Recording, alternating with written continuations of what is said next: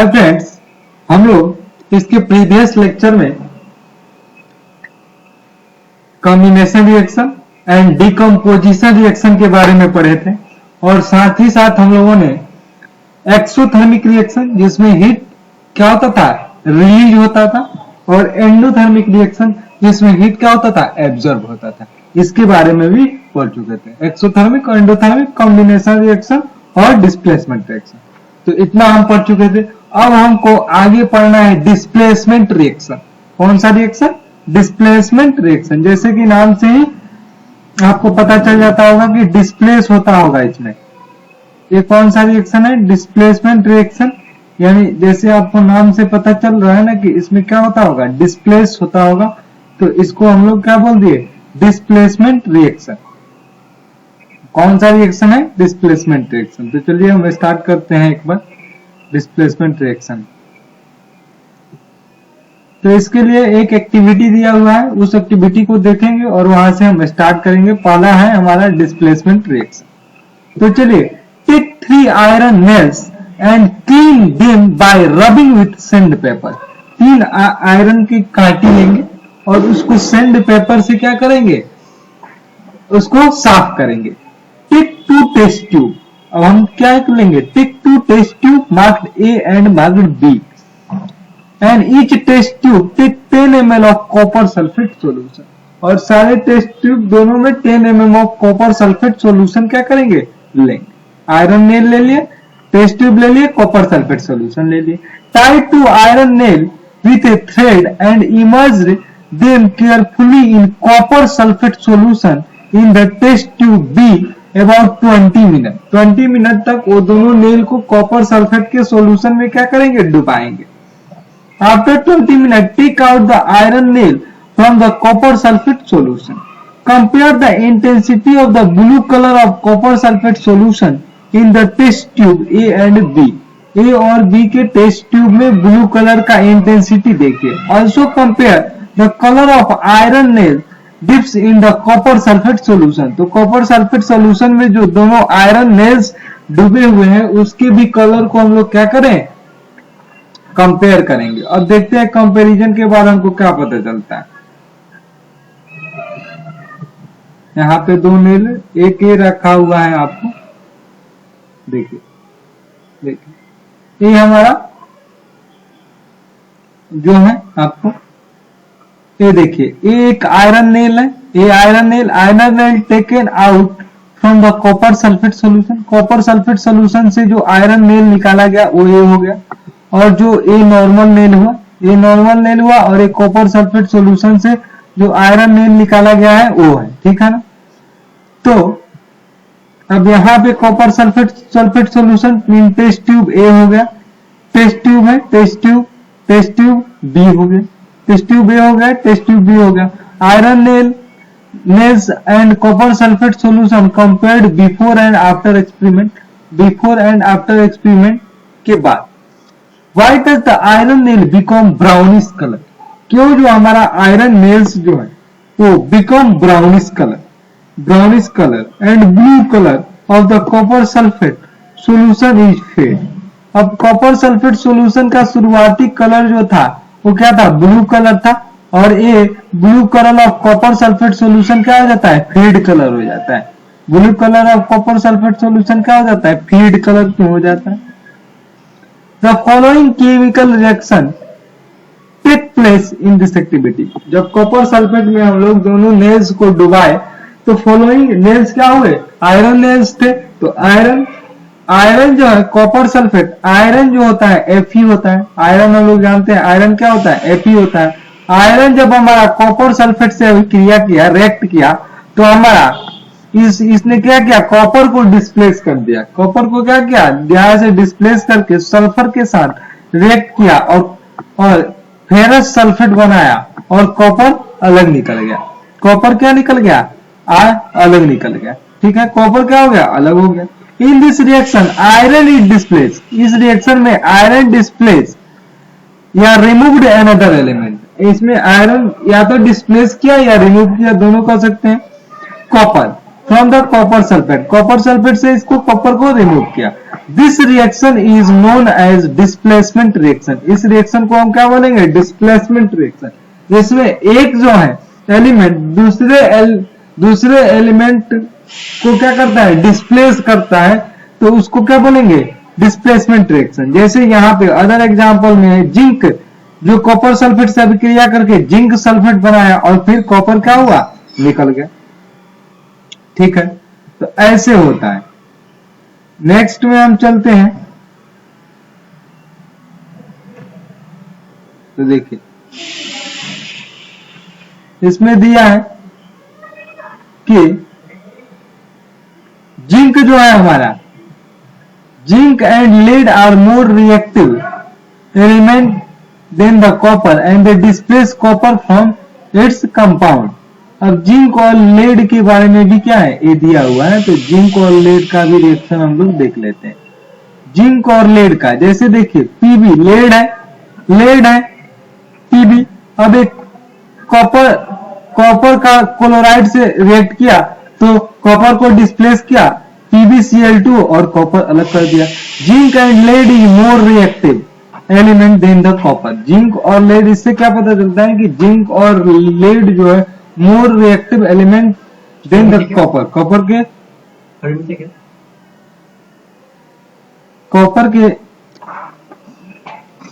Copper जो है हमारा, उसमें ये जिंक और लेड जो है हमारा क्या है? ज्यादा रिएक्टिव है कॉपर से क्या है? जिंक और लेड जो है वो ज्यादा रिएक्टिव है। जिंक और लेड जो हमारा होता है वो ज्यादा रिएक्टिव होते हैं किससे? कॉपर से। ठीक है ना? इससे पता चल गया, क्योंकि वो कॉपर को डिस्प्लेस कर देते हैं। अब डबल डिस्प्लेसमेंट रिएक्शन, उसमें क्या होता था कि सिंगल एलिमेंट जो होता था वो डिस्प्लेस होता था। उसमें क्या होता था? सिंगल एलिमेंट डिस्प्लेस होता था। अब इसमें क्या होगा कि डबल डिस्प्लेसमेंट रिएक्शन होगा। इसमें दो एलिमेंट भी डिस्प्लेस हो सकते हैं। इसमें दो एलिमेंट भी क्या हो सकते हैं? डिस्प्लेस हो सकते हैं। तो डबल डिस्प्लेसमेंट रिएक्शन देखिए कैसे। इसके भी एग्जांपल्स हैं, समझ लेते हैं, एग्जांपल समझ लेते हैं। Take about 3 ml of sodium sulphate solution in a test tube. एक टेस्ट ट्यूब ली है जिसमें हम लोगों ने क्या लिया? 3 ml सोडियम सल्फेट सॉल्यूशन ले लिया। क्या ले लिया हमने? 3 ml का सोडियम सल्फेट सॉल्यूशन ले लिया।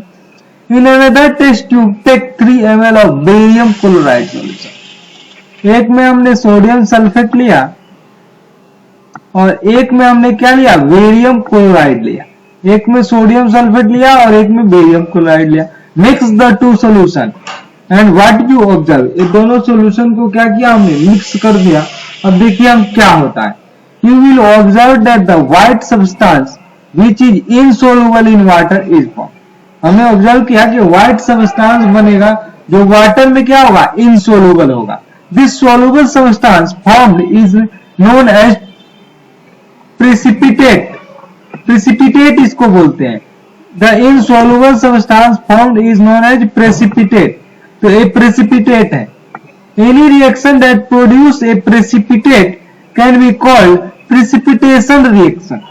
तो ये भी आपको याद रखना है। प्रेसिपिटेशन रिएक्शन क्या होता है?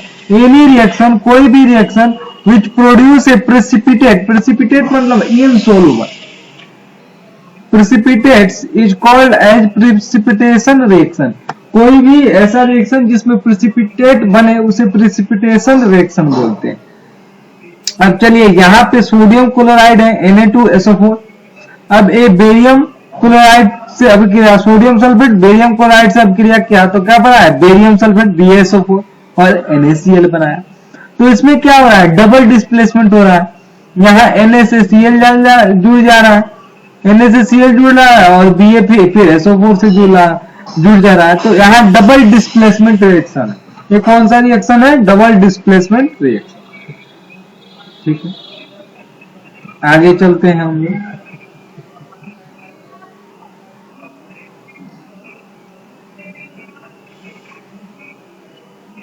देखिए आगे चलते हैं हम लोग। कहता है कि what cause this. The white precipitate of BaSO4 is formed by the reaction of SO4 2- and Ba+. The other product formed is sodium chloride which remain in the solution। Sodium chloride बनता है जो solution में रहता है लेकिन ये precipitate हो जाता है। Such reaction in which there is an exchange in ion between the reactant are called double displacement reaction. तो डबल डिस्प्लेसमेंट रिएक्शन का क्या होगा? Reaction in which there is an exchange in ion between the reactant is called double displacement reaction. अगर ion का exchange हो, क्या हो? Ion का एक्सचेंज हो तो उसको हम लोग क्या बोलेंगे? Double displacement reaction. क्या बोलेंगे? Double displacement reaction. अब देखिए रिकॉल द एक्टिविटी, इसको पढ़ने का कोई जरूरत नहीं है। अब हम चलेंगे ऑक्सीडेशन एंड रिडक्शन। क्या चलेंगे? टॉपिक आगे बढ़ेगा ऑक्सीडेशन एंड रिडक्शन। अब चलिए देखिए हम लोगों ने अभी तक क्या क्या पढ़ लिया एक बार रिकॉल कर लेते हैं। सबसे पहले हम लोग कॉम्बिनेशन रिएक्शन पढ़े थे, उसके बाद हम लोगों ने डिस्प्लेसमेंट रिएक्शन पढ़ा, अभी पढ़ा डिस्प्लेसमेंट रिएक्शन। कॉम्बिनेशन रिएक्शन पढ़े थे, डिस्प्लेसमेंट रिएक्शन पढ़े थे, डिकम्पोजिशन एक पढ़े थे। नेक्स्ट लेक्चर में क्या पढ़े थे? डिकम्पोजिशन भी पढ़े थे। तो 3 हो गए। एंडोथर्मिक रिएक्शन पढ़े थे और एक्सोथर्मिक रिएक्शन पढ़े थे, 5 हो गए। और एक प्रेसिपिटेशन रिएक्शन भी पढ़े जिसमें प्रेसिपिटेट बनेंगे। तो ये 6 टाइप के आप रिएक्शन पढ़ चुके हैं। अब ऑक्सीडेशन एंड रिडक्शन पढ़ेंगे। क्या पढ़ेंगे अब? Oxidation and reduction. ठीक है, चलिए आगे बढ़ते हैं। ऑक्सीडेशन एंड रिडक्शन, ठीक है। The surface of the copper become coated. अब चलिए इसमें एक एग्जांपल ले लिया। एक चाइना डिश है, चाइना डिश का प्लेट है, इसमें कॉपर का पाउडर रखा हुआ है। चीनी मिट्टी के प्लेट में कॉपर का पाउडर रखा हुआ है, यहां से हीट किया बर्नर के द्वारा, प्लेट पे रखा हुआ है वायर गेज के थ्रू। The surface of the copper powder become coated with the black copper second oxide, copper oxide, black copper oxide. Why has this black substance form? क्यों ये ब्लैक सब्सटेंस फॉर्म हुआ? Black substance क्यों form हुआ? तो this is because the oxygen is add to the copper and copper is oxide. इसलिए हुए कि oxygen is add to the copper, copper में ऑक्सीजन ऐड हुआ और ऑक्साइड हो गया, तो कॉपर हुआ, ऑक्सीजन के साथ हीट दिए तो क्या बन गया? कॉपर ऑक्साइड बना। तो 2Cu प्लस O2 2CuO, ये क्या बन गया? Copper oxide. If hydrogen gas is passed over the heated material of copper oxide, the black coating of the surface turned into the reverse reaction take place and copper is obtained. अब देखिए copper को oxygen के साथ heat किए तो क्या बना? Copper oxide बना। कॉपर को क्या किया? ऑक्सीजन के साथ हीट किया तो क्या बना? कॉपर ऑक्साइड बना। सिमिलर वैसे ही अगर हमारा कॉपर है, कॉपर ऑक्साइड को अगर हाइड्रोजन के साथ हीट कर दिए तो फिर हमको कॉपर मिल गया। यानी एक दूसरे का रिवर्स प्रोसेस है। ऑक्सीजन ऐड करना और हाइड्रोजन का एडिशन, ये दोनों एक दूसरे के क्या है? रिवर्स प्रोसेस है। अब इसमें कॉपर में ऑक्सीजन ऐड किए तो हमको कॉपर ऑक्साइड मिल गया, जबकि कॉपर ऑक्साइड में हाइड्रोजन ऐड किए तो हमको कॉपर मिल गया। तो ये दोनों क्या हो गए? रिवर्स प्रोसेस हो गए। If the substance gain the oxygen during a reaction, it is said to be oxidized, and if the substance lose the oxygen in a reaction, it is said to be reduced. तो ये important point है कि if a substance, अगर कोई substance है gain the oxygen during a reaction, एक reaction में oxygen gain करता है, then it is oxidized. इसको ऑक्सीडाइज बोलेंगे। और ऑक्सीजन का गेन हो रहा है तो उसको ऑक्सीडाइज बोलेंगे। If a substance lose the oxygen, अगर कोई सब्सटेंस ऑक्सीजन लूज करता है तो उसको क्या बोलेंगे हम लोग? रेड्यूस्ड बोलेंगे, रेड्यूस्ड बोलेंगे। During the reaction of the copper second oxide is losing oxygen and is being reduced. ठीक है ना?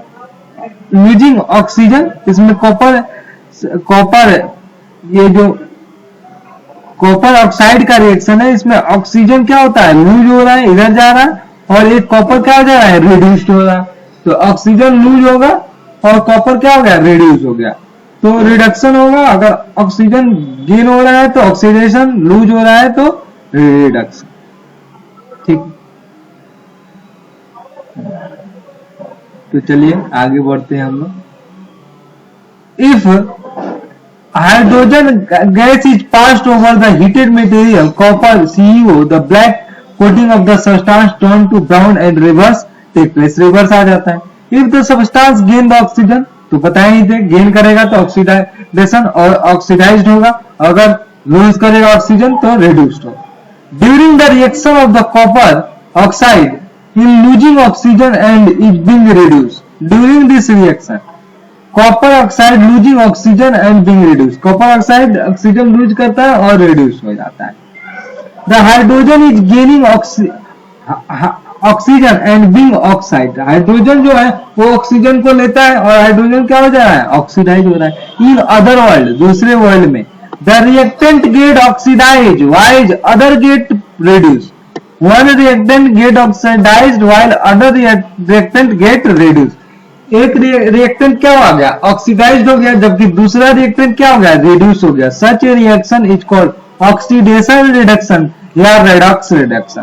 तो एक तो ऑक्सीडाइज हुआ, एक कॉपर यहां से ऑक्सीजन लूज हो गया तो एक कॉपर सल्फेट बन गया, कॉपर अलग हो गया तो एक रिडक्शन हो गया. यहाँ पे है और H2 ऑक्सीजन से जुड़ गया तो ये ऑक्सीडेशन प्रोसेस हो गया. ऑक्सीजन ऐड हुआ तो ऑक्सीडेशन और ऑक्सीजन लूज हुआ तो रिडक्शन. तो ऐसा प्रोसेस, ऐसा रिएक्शन जिसमें ऑक्सीडेशन भी हो रिडक्शन भी हो तो उसको ऑक्सीडेशन रिडक्शन रिएक्शन या रेडॉक्स रिडक्शन कहते हैं. रेडॉक्स रिएक्शन कहते हैं. क्या बोलते हैं उसको, रेडॉक्स रिएक्शन बोलते हैं. क्या बोलते हैं, redox reaction. Some other example of the redox reaction is ZnO plus copper ZnCO. अब Zn से O क्या हो गया, खत्म हो गया तो A इससे A क्या हो रहा है, A इसके साथ क्या हो रहा है, रिडक्शन हो रहा है. और फिर यहां से A जुड़ जा रहा है तो A इसके साथ क्या हो रहा है, ये क्या हो रहा है, ऑक्सीडेशन हो रहा है. ठीक है, ऐसे हो रहा है. ठीक है, अब आगे वाला में देख लेते हैं. Manganese MnO2 plus HCl. अब देखिए MnO2 इससे Mn से A निकल रहा है यानी रिडक्शन हो गया और इसके साथ H2 जुड़ रहा है, वो ऑक्सीजन जुड़ रहा है तो A ऑक्सीडेशन हो गया. तो एक ही रिएक्शन में क्या हो रहा है, ऑक्सीडेशन भी हो रहा है और रिडक्शन भी हो रहा है. तो इस रिएक्शन को हम लोग क्या बोलेंगे, ऑक्सीडेशन रिडक्शन रिएक्शन या रेडॉक्स रिएक्शन बोलेंगे. क्या बोलेंगे, रेडॉक्स रिएक्शन. ठीक है, तो चलिए आगे देखते हैं. आगे हमारा क्या है,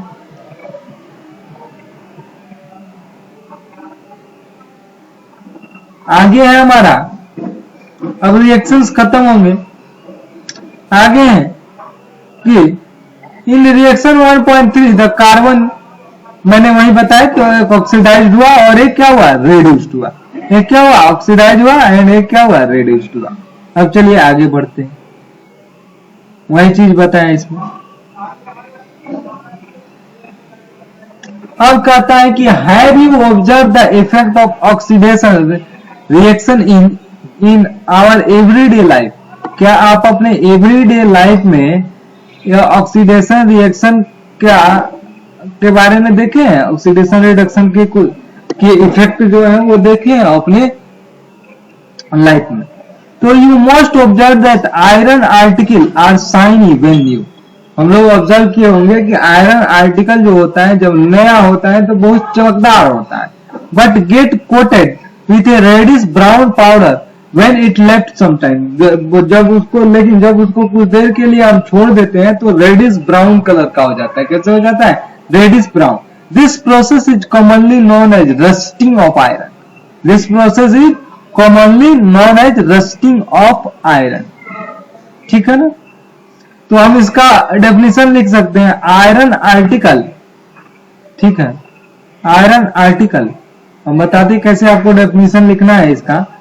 तो हम इसका डेफिनेशन लिख सकते हैं कि iron article, iron article, iron article get heated, get coated with a reddish brown powder when it left some time.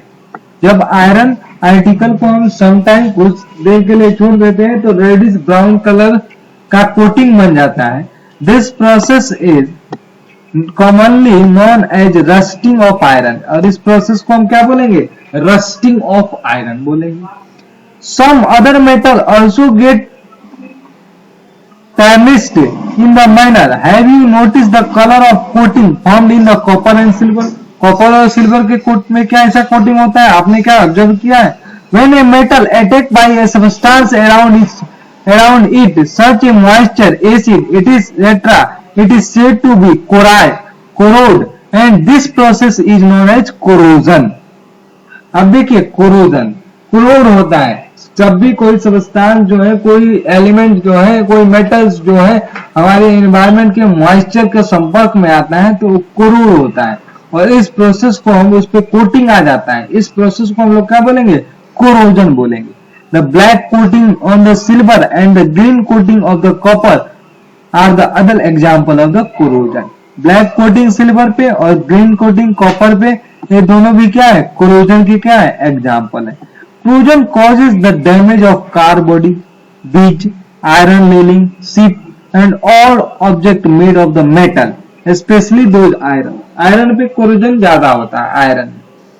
Corrosion of iron is serious problem. Corrosion iron का corrosion जो है वो serious problem है. Every year, enormous amount of the money is spent to replace the damage of iron. Iron के damage के कारण बहुत सारे पैसे लगाए जाते हैं हम लोग. You will learn more about the corrosion in chapter 3. तो chapter 3 में आप corrosion के बारे में और भी डिटेल्ड से क्या करेंगे? स्टडी करेंगे. तो चलिए अब हम आगे बढ़ते हैं. आगे हमारा क्या है? एक टॉपिक है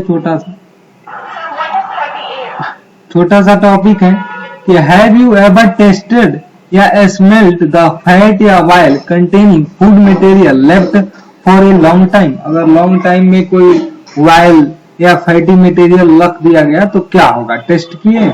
when